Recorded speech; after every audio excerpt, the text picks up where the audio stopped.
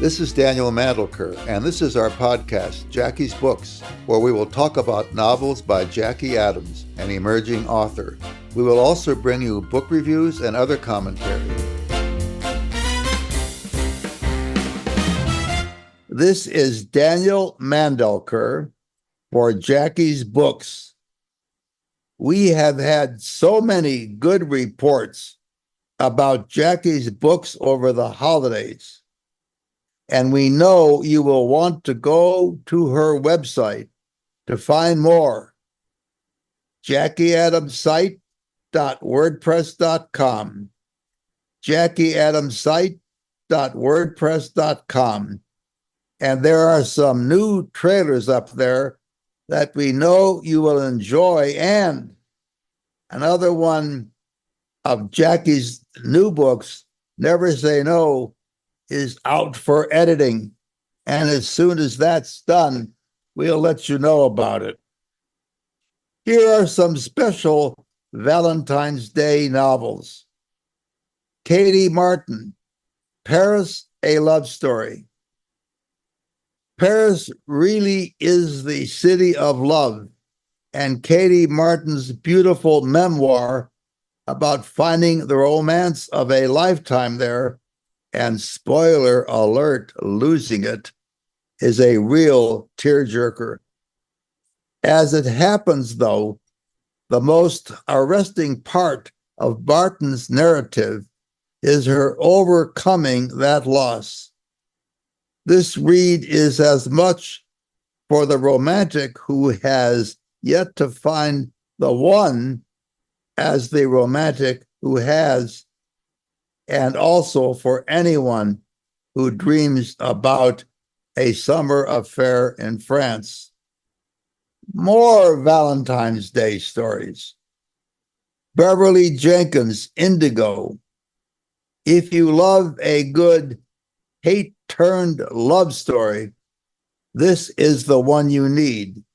It centers around Hester Wyatt, a young woman who escaped slavery as a child and has now become a member of Michigan's Underground Railroad.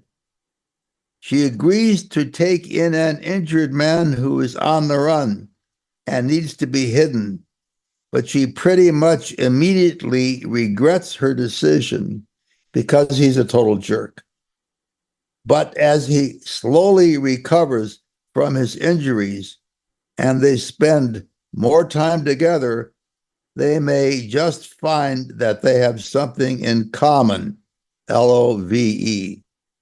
Well, that was back before or at the time of the Civil War. Here's another. Camille Perri, When Katie Met Cassiday. What says Valentine's Day more than a rom-com? And this is one of the best.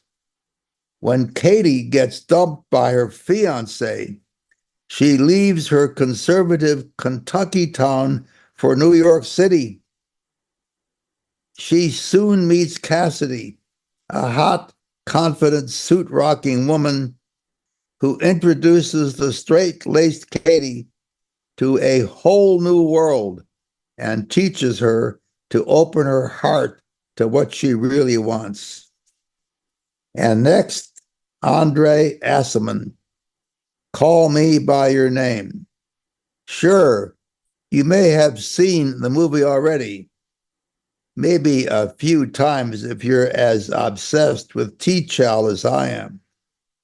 The book has the same generally beautiful story of Elio and Oliver's romance blossoming in the Italian Riviera, but it has a lot that the movie left out, like the infamous peach scene going way further than the movie shows, and Elio and Oliver reuniting at the end of the book. Well, Matt, here's a question. I bought a dynamic mic for podcast recording. Why do I hear hum or noise? What can I do about it? That's a good question, Daniel. So there could be a few technical problems. One could be like a wiring problem within the microphone. Another problem could actually be the microphone cable itself. So you have to kind of swap out the cable and test it. But unfortunately, dynamic mics, by their design compared to condensers, actually have a chance to pick up more interference. Often this will sound like a really low hum, kind of like a hum from a refrigerator. And the only thing you can really do is try moving the mic around a little bit. And unfortunately, it's susceptible to the basically electrical noise that you're plugged into or whatever your device is powered on. So oftentimes I discourage people from buying a dynamic mic specifically because of this problem. So what I'd recommend is test out a few different things. Maybe do a Google search for your microphone, see if other people have that noise.